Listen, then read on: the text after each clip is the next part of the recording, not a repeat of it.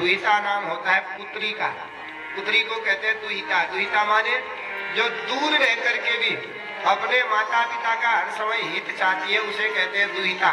उसे विवाह करती तो पति पत्नी में तो आए दिन कलह होता ही है, तू में होती है, फर्जे से कलाई काट देते तो क्या फायदा इनसे, इसलिए महाराज विवाह नहीं किया। मेरे कान्हा तुम देवता बनोगे, जब मेरे कान्हा तुम देवता बनोगे, जब मेरे कान्हा तुम देवता बनोगे, जब मेरे कान्हा तुम देवता बनोगे, देवता बनोगे कान्हा देवता बनोगे, देवता बनोगे कान्हा देवता बनोगे।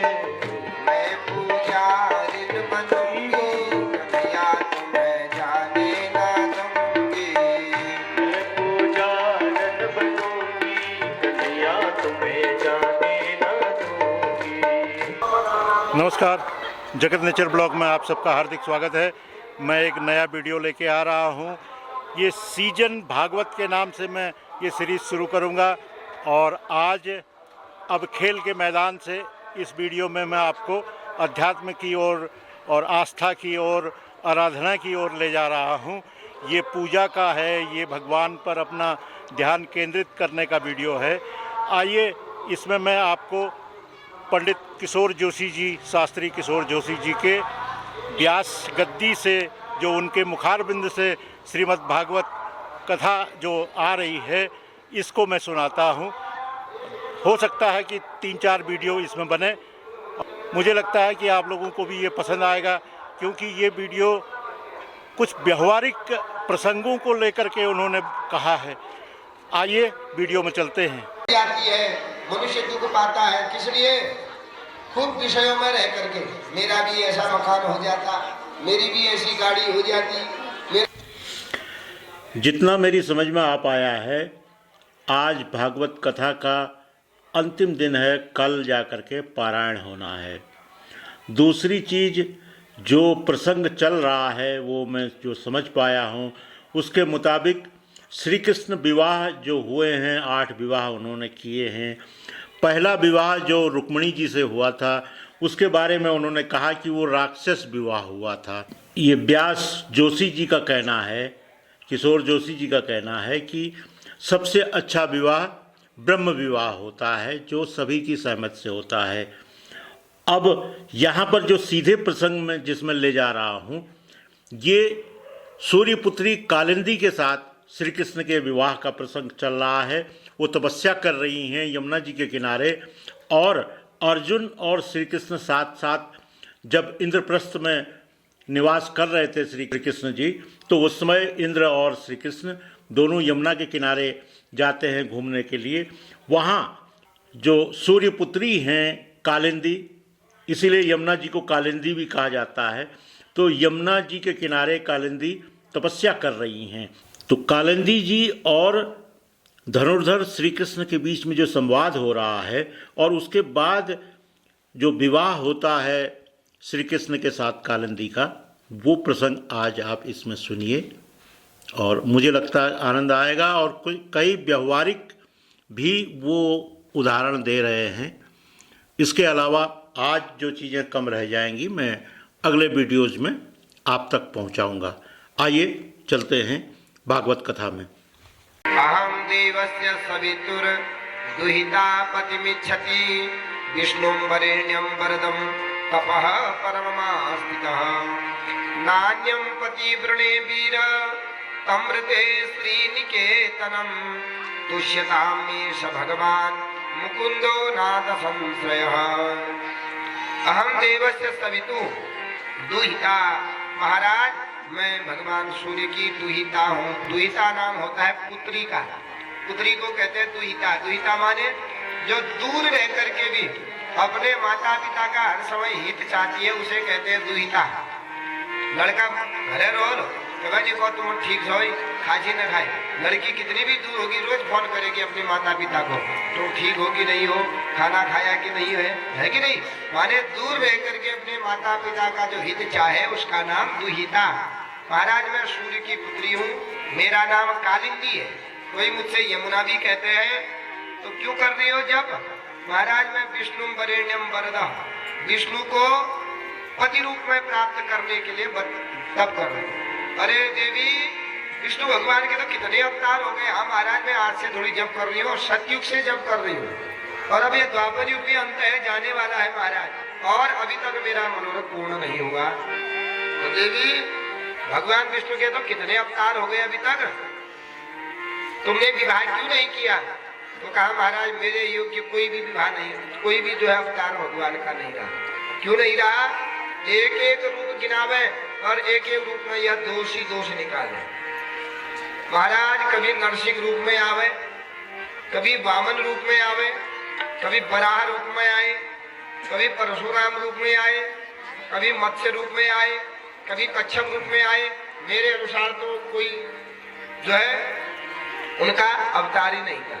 अरे तो परशुराम तो बढ़िया अवतार था, परशुराम के रूप में अवतार विवाह कर लेती महाराज, परशुराम के रूप में अगर विवाह कर लेती उनसे, इतने क्रोधित है कि फरसा हर समय तैयारी रहता था। अपने पिता के कहने पर अपनी माँ का ही सिर काट दिया परशुराम जी ने। तो महाराज क्षत्रियों से तो इतने चिढ़ते थे कि 22 बार उन्होंने 21 बार क्षत्रियों का ही विध्वंस कर दिया परशुराम जी ने। ऐसे कुपित थे, फरसा हर समय तैयार। थोड़ा किसी ने वहाँ की नहीं कि फरसा से गला काटने में देर नहीं लगाते। उनसे विवाह करती तो पति पत्नी में तो आए दिन कलह होता ही है, तू में होती है, फरसे से गला ही काट देते तो क्या फायदा इनसे, इसलिए महाराज विवाह नहीं किया। तो वामन रूप में आए थे, उनसे क्यों नहीं किया? महाराज वामन रूप में 52 अंगुल के थे वो छोटे पौने, मैं हूँ 28 हाथ की। विवाह भी तो जोड़ा होना चाहिए, गोद को पकड़ के थोड़ी घुमाती है अपने पति को, जोड़ा भी तो होना चाहिए महाराज, इसलिए मैंने उनसे विवाह नहीं किया। एक एक रूप गिनाते हैं अर्जुन, हर रूप में दोष निकाल दिया। तब अंत में कहा राम जी के रूप में तो आए थे इससे पहले त्रेता युग में, उनसे क्यों नहीं किया विवाह? तो कहा महाराज राम जी में तो कोई अवगुण नहीं था, उनसे क्यों नहीं किया? हाँ महाराज राम जी में कोई अवगुण तो नहीं था, और एक कमी उनमें भी हो गई थी। क्या? वो भी सूर्यवंशी, मैं भी सूर्यवंशी, उनका मेरा गोत्र भी एक ही है, कुल भी एक ही है। एक ही गोत्र और एक ही कुल में विवाह नहीं किया जाता है, ऐसा शास्त्र कहते हैं। या तो गोत्र एक हो तो जाति अलग हो, जाति एक हो तो गोत्र अलग हो, तो गोत्र भी एक ही है, जाति भी एक ही है, तो उसमें विवाह वर्जित कहा जाता है। इसलिए महाराज गोत्र भी एक ही, कुल भी एक ही, वो भी सूर्यवंश, मैं भी सूर्यवंश, कैसे विवाह करते? मैंने सुना है अब की बार वही विष्णु कृष्ण के रूप में आए हुए हैं, अब उनको ही पति बनाने के लिए मैं जप कर रही हूँ। तो कहा देवी तुम्हारा जब हम सफल हो गया है, तो क्या सफल हो गया है?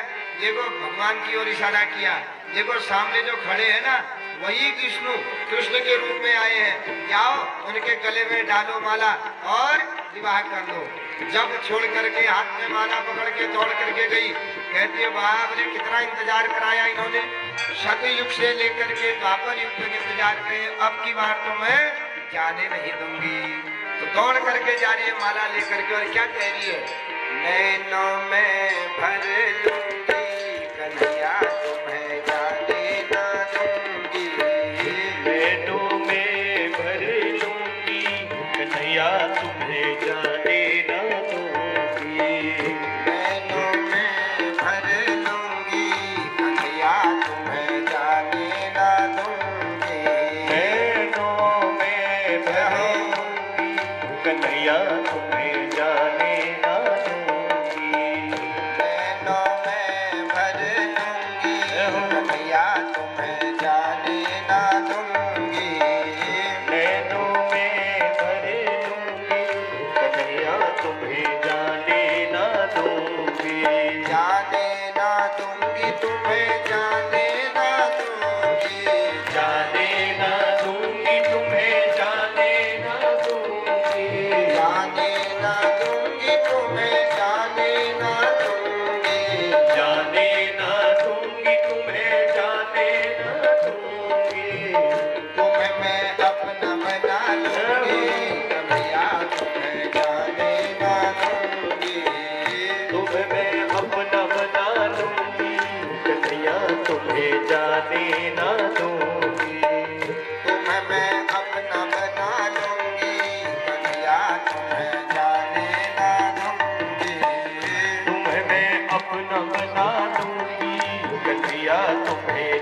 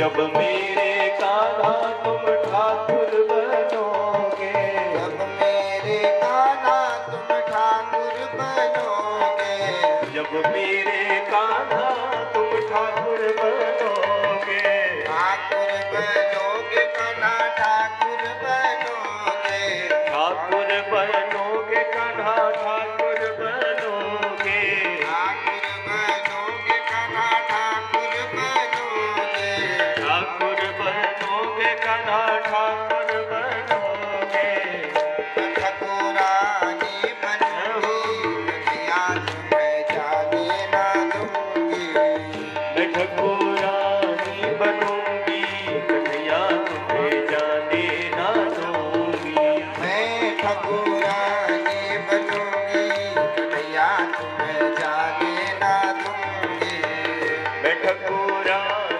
बनूंगी कन्हैया तुम्हें जाने ना दूंगी, नैनों में भर दूंगी कन्हैया तुम्हें जाने ना दूंगी, नैनों में भर दूंगी कन्हैया तुम्हें जाने ना दूंगी, जब मेरे कान्हा तुम सेवक बनोगे, जब मेरे कान्हा तुम सेवक बनोगे, जब मेरे कान्हा तुम सेवक बनोगे, जब मेरे कान्हा तुम सेवक बनोगे, सेवक बनोगे कान्हा सेवक बनोगे, सेवक बनोगे कान्हा सेवक बनोगे, मैं भी सेविका बनूंगी कन्हैया तुम्हें जाने ना दूंगी, मैं भी सेविका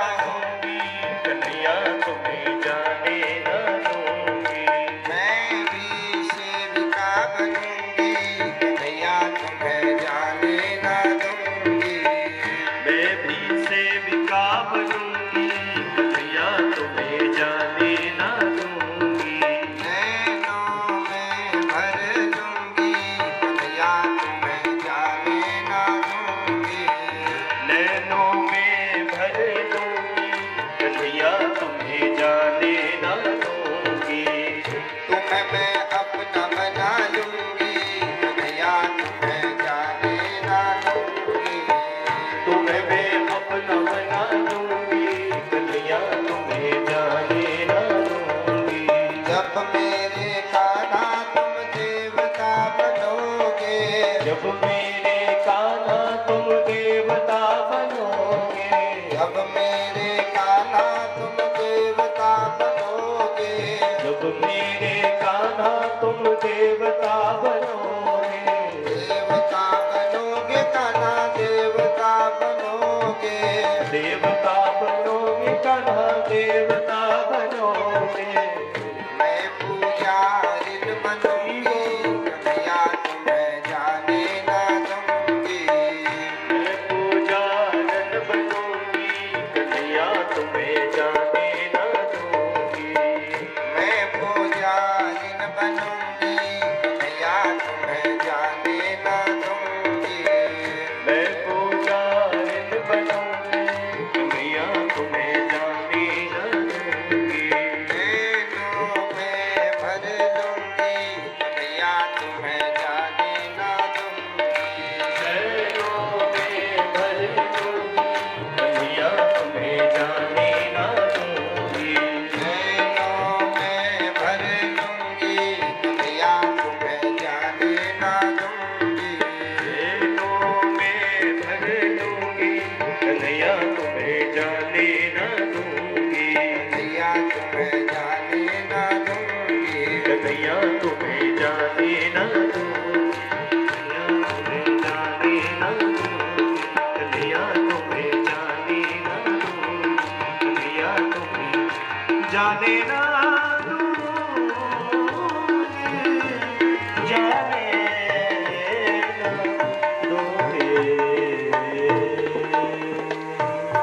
बोलिए सच्चिदानंद भगवान की जय।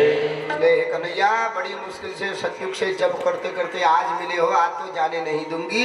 गई और भगवान के गले में माला डाल दी। इस प्रकार भगवान का चौथा विवाह सूर्य की पुत्री कालिंदी यमुना से हो गया।